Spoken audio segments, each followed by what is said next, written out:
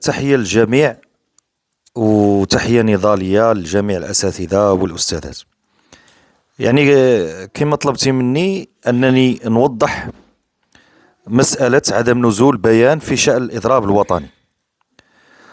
أولا يعني كنتكلم باسم التنسيقية، وأود في هذا التصريح التوضيح للطبقة العاملة وللرأي العام حول عدم نزول أي بيان وطني يدعو إلى الإضراب العام من طرف التنسيقية الوطنية للأساتذة وأطر الدعم الذين فرض عليهم التعاقد، وذلك لعدة اعتبارات نابعة من صيغة اتخاذ القرار من داخل الإطار، وقناعة التنسيقية الراسخة ومبادئها الثابتة التي حكمت خطها النضالي منذ التأسيس.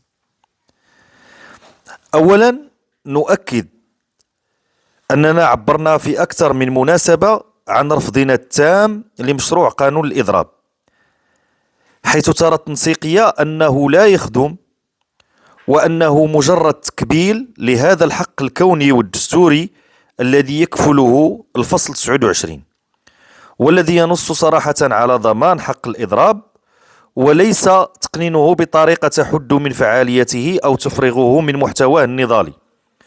ومن هذا المنطلق فإن أي نص تنظيمي يجب أن يصب في تعزيز هذا الحق لا تقييده. ثانيا، كتنظيم جماهيري ديمقراطي فإن قرارات التنسيقية لطالما انسجمت مع مخرجات الجموع العامة، وأنه لا يمكن اتخاذ أي قرار وليس لأي هيكل الحق في تنزيل أي بيان إن لم يكن نابع من الجموعات العامة أو من خلاصات الجموعات العامة.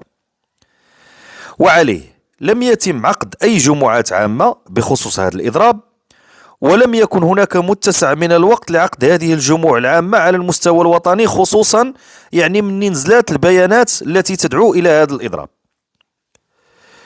مما يجعل اتخاذ أي قرار خارج هذا الإطار غير مبرر لا تنظيميا ولا أخلاقيا.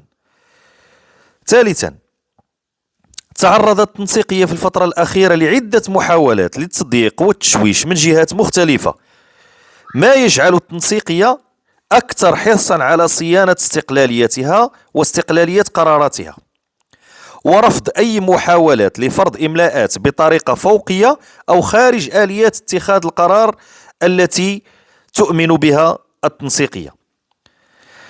لذلك لم يتم إصدار أي بيان وطني يدعو للإضراب الوطني الذي تم الإعلان عنه. وانسجاما مع آليات اتخاذ القرار والخط النضالي الواضح الذي يعتمد على الشرعية الجماهيرية، لذلك لم يكن نزول أي بيان في هذا الباب. رابعا، فإن التنسيقية ترفض بشكل قاطع أي استغلال كأداة لتنزيل قرارات تتخذ في الكواليس دون نقاش جماهيري واسع. لذلك التزاما بالدفاع عن الحقوق المشروعة لجميع الفئات المتضررة، هذا خط التنسيقية النضالي وستظل وفية له، لكن اتخاذ القرارات لا يمكن أن يكون إلا نابع من إرادة الجموع العامة، كما كانت التنسيقية منذ تأسيسها بعيدا عن أي مزايدات أو حسابات ضيقة. إذن موقف التنسيقية واضح، وهو أن أي دعوة للإضراب العام يجب أن ينطلق من نقاش ديمقراطي ومسؤول، وليس بطريقة فوقية أو ارتجالية. لذلك يعني هذا توضيح حتى نميز ما بين